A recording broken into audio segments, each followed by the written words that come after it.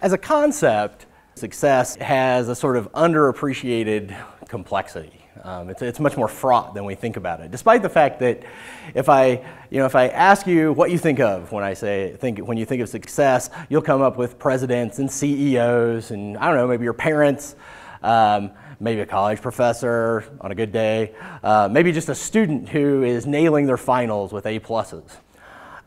But if you go back through kind of historical and fictional precedents, we can find similar sorts of notions of success kind of all over the board. So ancient Epicureans believed that success was the pursuit of one's own pleasure.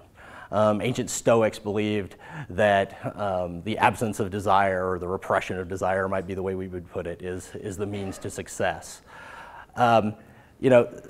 Similarly, you go to the best fictional cautionary tale about success is perhaps Shakespeare's Macbeth, who his notion of success is to feed his vaulting ambition. Those are his words, and the vaulting ambition might include knifing a few people along the way.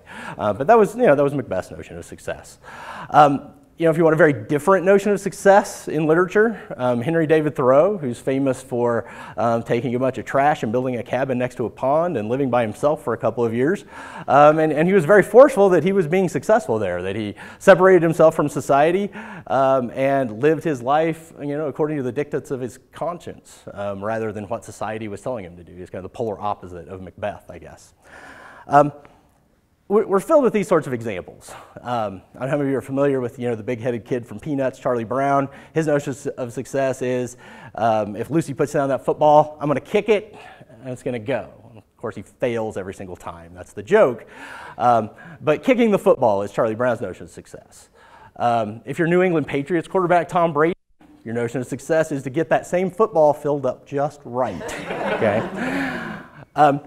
We have lots of other sorts of examples. People study this in detail. Malcolm Gladwell's book Outliers talks about how do people achieve success, how do they become extraordinary.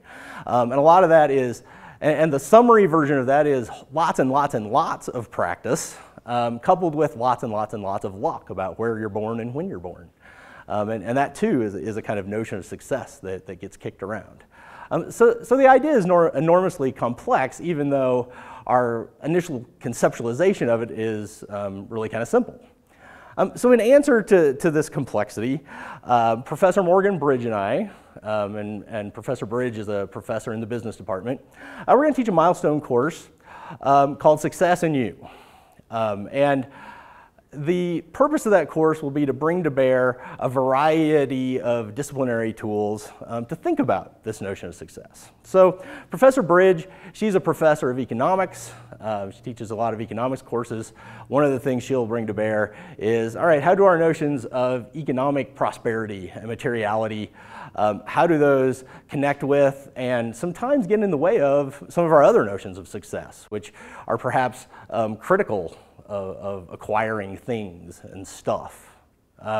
My notion of, or my job as a literature professor in the course will be to bring in, examples from the literary realm and maybe also from the rhetorical and professional realm, and provide students with tools to think about how the texts of success in our culture, how can we interpret those, right? How can we have tools that, rather than just being kind of assaulted by the culture's notions of success as they come through television and newspapers and our fictions of all sorts, what kinds of tools can we bring to bear so that we understand what is happening to us when we're given a model for success?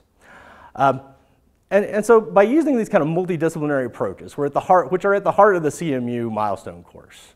Just kind of broadly, CMU Milestone Courses are designed they're required, in fact, to ask students to bring multiple disciplines to bear on a single question. So in our case, the question is going to be, what is success?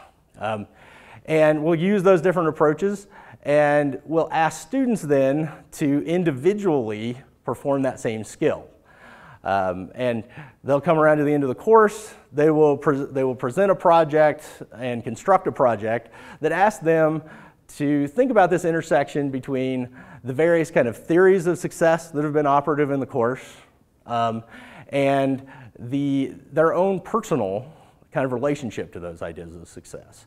And the hope is that by doing that, they can accomplish what ultimately this ultimate big, broad overview of the Milestone Course is all about, which is to look back into the past and say, all right, I've got this set of knowledge and skills that I've acquired at CMU and probably also back in high school and grade school and the whole thing.